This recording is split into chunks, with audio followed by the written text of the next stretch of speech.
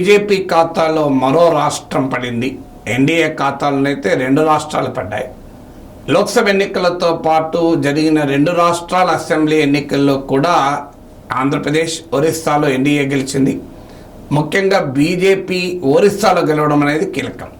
ఇక్కడ ఒరిస్సాలో నవీన్ పట్నాయక్ ఒక హిస్టరీ, అసలు రాజకీయాల కొత్త. ఒడియా కూడా సరిగా మాట్లాడలేడు. అతను 51 ఏళ్ల వరకు రాజకీయాలతో సంబంధం లేదు. సరిగ్గా 51 ఇయర్స్లో తండ్రి బిజు పట్నాయక్ లెగసీతో రాజకీయాల్లో ఎంటర్ అయితే అపూర్వమైన విజయాన్ని సాధించాడు. ఇప్పటికీ 5 సార్లు ముఖ్యమంత్రి.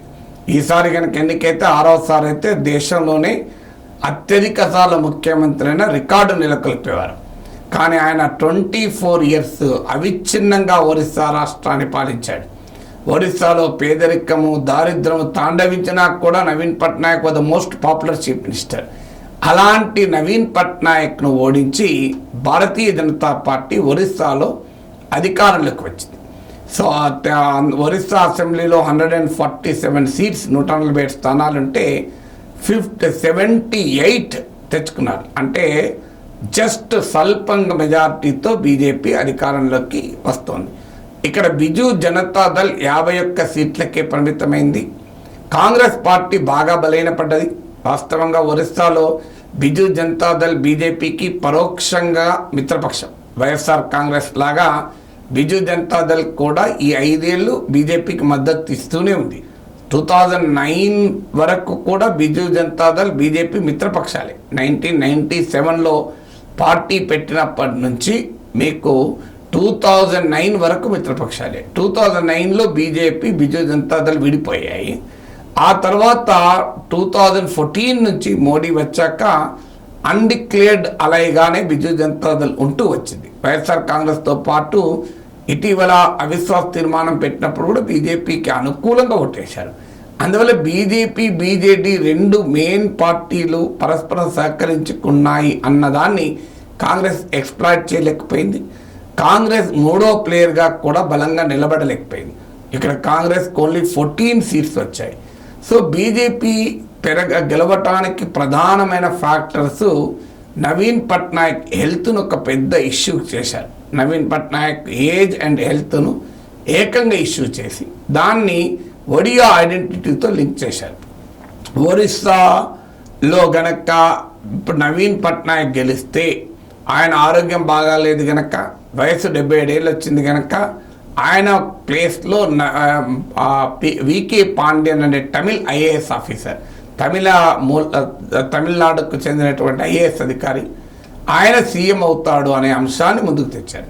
ఎందుకంటే గత 10 ఏళ్ళుగా నవీన్ పట్నాయక్ ప్రైవేట్ సెక్రటరీగా చేరినప్పటి నుంచి ప్రభుత్వంలోనూ పార్టీలోనూ వికే పాండ్యన్ ఒక ఫోర్స్గా ఎమర్జ్ అయ్యాడు.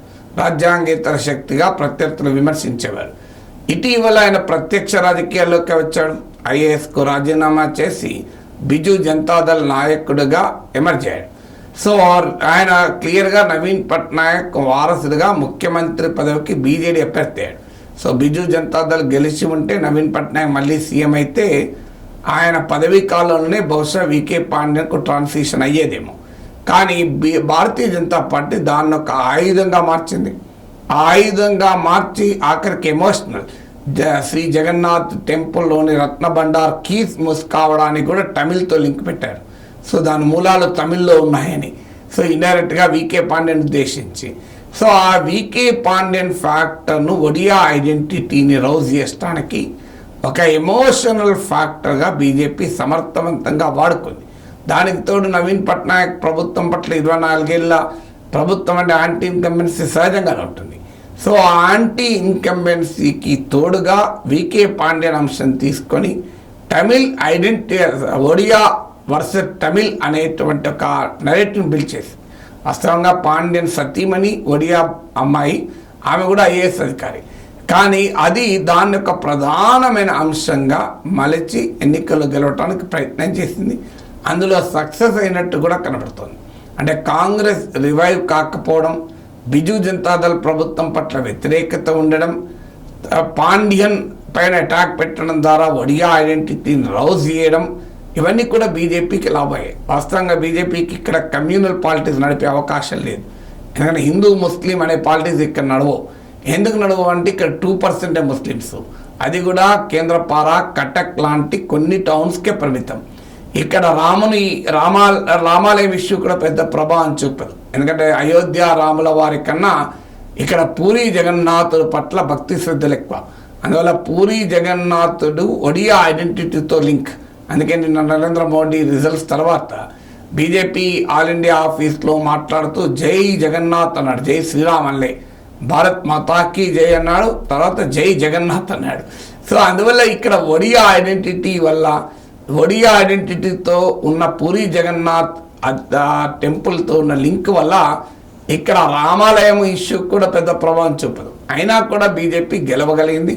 కారణం కాంగ్రెస్ పార్టీ ప్రత్యామ్నాయంగా ఎమర్జ్ కాలేకపోవడం, Naveen Patnaik old age health, దాంతో బిజు జనతాదళ్ ఫ్యూచర్ ఏంటనే క్వశ్చను, వీకే పాండ్యన్ అంశంగా ముందు పెట్టి ఒడియా ఐడెంటిటీ ఇష్యూని తీసుకురావడం వల్ల బీజేపీ విజయం సాధించగలిగింది.